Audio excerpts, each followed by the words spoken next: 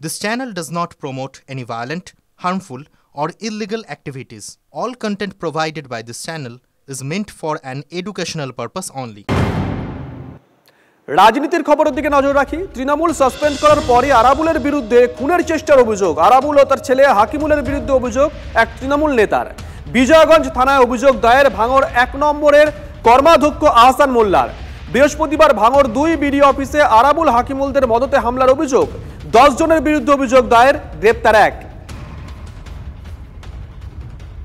যেহেতু আরাবুল অনেকবারই চেষ্টা করেছে আমাকে মারার, যেদিন এই ঘটনা ঘটে আমার ব্যক্তিগত কাজে আমি ওপারে যাই, যাওয়ার পরে আমি যখন রেজিস্ট্রি অফিস দিকে ঢুকি সেই মুহূর্তে আরাবুল এবং হাকিমুল আমার দিকে তেড়ে আসে এবং এসে আমাকে হাকিমুল প্রথমেই মারে এবং নানা বাজে ভাষায় আমাকে গালাগালি করে।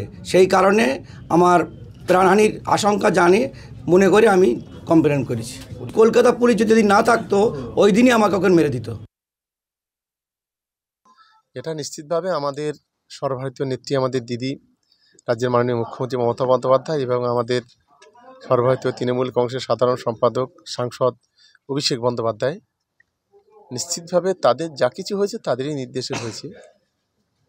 কিন্তু ভেতরে একটা খবর বলা হচ্ছে যে আপনি নাকি কলকাটি নেনে নাকি তাকে সরিয়েছেন। যদি কেউ রাতে স্বপ্ন দেখে আমি আর কি করব। কেউ দিনের স্বপ্ন দেখে, কেউ রাতে স্বপ্ন দেখে। কারণ কেউ কেউ স্বপ্ন দেখে দিনে, সে ঘুমিয়ে ঘুমিয়ে দেখে যে আমি রাজা হয়ে গেছি, কেউ বলে আমি রানী হয়ে গেছি। তা সে স্বপ্ন কেউ দেখতেই পারে, মনে কি মনে কেউ বলতেই পারে। আরাবুল ইসলামকে সাসপেন্ড করেছে তৃণমূল কংগ্রেস। রাজ্যের মন্ত্রী শশী পাজা প্রসঙ্গে কি বলেছেন শোনাবো, ব্যাক টু ব্যাক শোনাবো। গোটা ঘটনাকে কিভাবে দেখছে রাজ্যের বিরোধী রাজনৈতিক দলগুলো। শৃঙ্খলা রক্ষা কমিটি এবং মাননীয় আমাদের সভানেত্রী, দলের সভানেত্রীর এই যা ডিসিশন নিচ্ছেন সেটাতে আমরা একজন সৈনিক হিসেবে সেটা মানছি এবং নিশ্চয়ই শৃঙ্খলা রক্ষা থাকবে এবং পার্টি বড় হচ্ছে এবং আগামী বছরে পার্টি নির্বাচন আসছে। শৃঙ্খলা দরকার, প্রশাসনিক কাজ বহু বেড়েছে। শৃঙ্খলা রক্ষা থাকলে এই সমস্ত কাজ মসৃণভাবে হবে। কামাও, খাও, ভাগ করে খাও, লুটপাট করো, গুলি মেরে দাও, এটা হচ্ছে টিএমসি। কেন মনে করেছি আর করলো তো এত দেরিতে কেন করলো, আগে কেন করেনি, তার ইতিহাস ভূগোল সবাই জানেন। তো তাদের পার্টিতে কাকে রাখবে কাকে তাড়াবে সেটা তারা ঠিক করবে। যারা তৃণমূল দলটা গোড়া থেকে ছিল, প্রথম দিন থেকে যারা তৃণমূল, তারা এখন তৃণমূলে কোণঠাসা এবং ব্রাত্য। তারা বিরক্ত হচ্ছে যে আমরা কি তৃণমূল রাজনীতির দল হয়েছিলাম, এটা তো কার্যত একটা লুঠেরাদের দল। যারা প্রথম থেকে তৃণমূল, লুঠের অংশীদারও যারা হয়েছে, তারা কিন্তু এখন ব্রাত্য। এখন এই নতুন একটা বাহিনী, যারা তৃণমূল, আপনি দেখছেন না, জয়প্রকাশ মজুমদার অ্যানাউন্স করছে কংগ্রেস বিজেপি হয়ে তৃণমূল, সেই জয়প্রকাশ মজুমদার অ্যানাউন্স করছে যে শান্তনু সেন সাসপেন্ডেড। উনি খুনের মামলার আসামি হতে পারেন না, তো আমি মনে করি না। আরাবুল কোনোভাবে অথবা তার ছেলে, তারা ভালো এলিমেন্ট, এটা ভাবার কোনো কারণ নেই। কিন্তু তখন তো তাজা ছেলে হয়েছিল যখন রেজ্জাক মোল্লা সিপিআইএম তাকে যখন আক্রমণ করলো। মালদার দিকে নজর রাখবো। আচ্ছা, দুলাল খুনের লিঙ্কম্যান কি কৃষ্ণ রজক ওরফে রোহন? পুলিশের হাতে চাঞ্চল্যকর তথ্য। রোহনের সূত্রেই নরেন্দ্রনাথ তিওয়ারির কথায় খুনের ছক সাজায় স্বপন শর্মা। রোহনের ভাই অমিত রজকের মোবাইল ফোন থেকে মিলেছে এমনই তথ্য। একাধিকবার কনফারেন্স কলে কথা বলেছেন নরেন্দ্র, স্বপন, রোহনরা। ধৃত 7 জনেরই ভয়েস টেস্ট করাতে চায় পুলিশ, কিন্তু মোটিভটা কি তা এখনো স্পষ্ট নয়। মালদার তৃণমূল নেতা খুনের মাত্র কয়েকটা দিন পেরিয়েছে, ফের মালদার দুষ্কৃতী দৌরাত্ম্য। ঘরে ঢুকে হামলা, বৃদ্ধ দম্পতিকে ধারালো অস্ত্রের কোপ, মৃত্যু হয়েছে বৃদ্ধের, আশঙ্কাজনক বৃদ্ধা। চাঞ্চল্য মালদার হরিশ্চন্দ্রপুর থানার কুশলপুর গ্রামে। শাশুড়ি শুয়েছিল আর তার ভিতর কি হলো না হলো, আমার শাশুড়ি মা চিৎকার করলো, সবাই মিলে আমরা দেখছি তো শ্বশুরের খুন, আর কিছু না। আর শাশুড়িকে কি করা হয়েছে? শাশুড়িকেও কাটা আছে।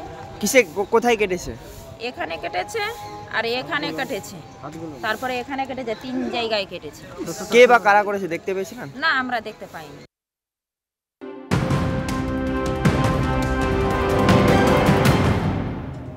3 বছর ধরে 100 দিনের কাজের টাকা বন্ধ কেন? বিজেপি সরকার জবাব দাও। এই দাবিকে সামনে রেখে বেশ কিছু সংগঠন একত্রিত হয়ে সল্টলেক সেক্টর 5-এ বিজেপি অফিসে বিক্ষোভ দেখায়।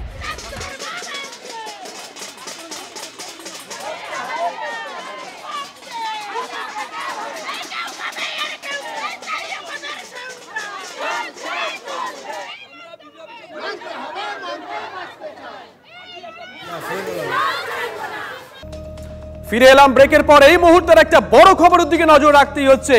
বাংলাদেশ থেকে ক্রমাগত উস্কানি, মালদা সীমান্তে ফের গুলি। বড় খবর, অনুপ্রবেশকারীদের আটকাতে গেলে বিএসএফ এর উপরে হামলা, রাইফেল ছিনিয়ে নেওয়ার চেষ্টা, অস্ত্র বাঁশ লাঠি নিয়ে চড়াও, পাল্টা শূন্যে গুলি চালায় বিএসএফ। বড় খবর এই মুহূর্তে, 24 ঘন্টার মধ্যে দুবার বাংলাদেশ থেকে ক্রমাগত উস্কানি। বিজিবি উস্কানি দিচ্ছে, বর্ডার গার্ড বাংলাদেশ উস্কানি দিচ্ছে, মালদা সীমান্তে গুলি চলেছে, অনুপ্রবেশকারীদের আটকাতে গেলে বিএসএফ এর উপর হামলা হয়, রাইফেল ছিনিয়ে নেওয়ার চেষ্টা হয়, যে খবর আমরা পেয়েছি, অস্ত্র বাঁশ লাঠি নিয়ে চড়া হয় দুষ্কৃতীরা, পাল্টা শূন্যে গুলি চালায় বিএসএফ। বড় খবর, বড় খবর এই মুহূর্তে, বাংলাদেশ থেকে ধারাবাহিকভাবে উস্কানি আসছিল। বিজিবি তারা পর্যন্ত উস্কানি দিয়েছিল। 24 ঘন্টার মধ্যে মালদা সীমান্তে ফের গুলি, অনুপ্রবেশকারীদের আটকাতে যায় বিএসএফ এর উপরে হামলা হয়, বিএসএফ শূন্যে গুলি চালায়। এরপরেই নিষিদ্ধ কাপ সিরাপ ফেলে রেখে বাংলাদেশে পালিয়ে যায় পাচারকারীরা। উদ্ধার হয়েছে ধারালো অস্ত্র, নিষিদ্ধ কাপ সিরাপ এবং বেশ কিছু নথি। বড় খবর, ব্রেক করলাম আমরা।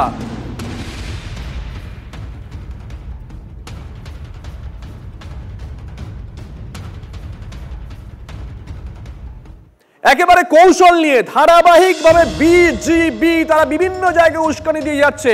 দক্ষিণ দিনাজপুরের বালুরঘাটে ভারত বাংলাদেশ সীমান্তে কাঁটাতারের বেড়া দিতে বাধা দেওয়া হয় বিএসএফকে। বিএসএফ ও বিজিবির মধ্যে বচসা, উত্তেজনা। এটা প্রবলেমটা হচ্ছে ওই যে রাস্তা নিয়ে ব্যাপার, তার কাটা বেড়া নিয়ে ব্যাপার। বিএসএফ মানে বিডিআরে মানা করছে, বিএসএফ রাস্তাটা করবে, বেড়াটা দিবে। তাই আমরা তো চাচ্ছি যে বেড়াটা হয়ে যাক, তাহলে ওই পাড়াটা আমাদের বাঁচা যাবে। ওটার জন্য আমরা যত তাড়াতাড়ি হয় আমাদের সুবিধা হবে। ওই এলাকাটায় সম্ভবত ফেন্সিং তার কাটা দেওয়া নেই, কোনো কাজ চলছিল, কিন্তু আমরা ওটা বিশেষভাবে অবগত নেই ওটাতে।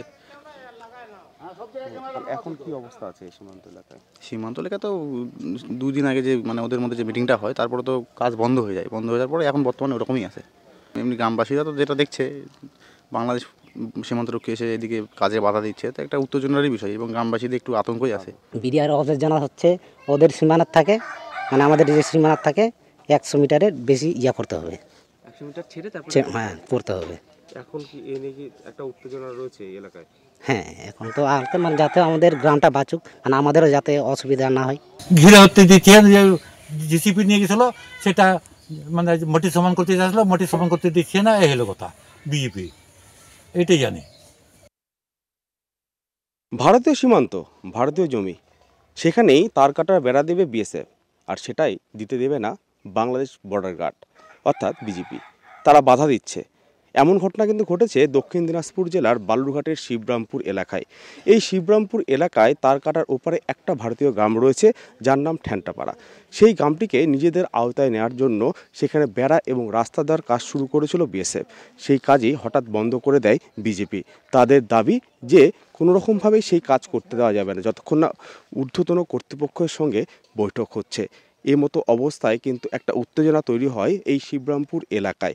শুধু শিবরামপুর নয়, কুমারগঞ্জের যে দাউদপুর আছে সেখানেও একই রকম ঘটনা ঘটেছে তার কাটা দেওয়াকে কেন্দ্র করে।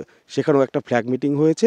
এদিকে বিষয়টি জানতে পেরে কিন্তু আজ শিবরামপুরে এসেছেন বালুরঘাট থানার আইসি সুমন্ত বিশ্বাস সহ অন্যান্য পুলিশ আধিকারিকরা। তারাও পুরো বিষয়টি খতিয়ে দেখেছেন। বালুরঘাট থেকে রূপসার রিপোর্ট, TV9 বাংলা।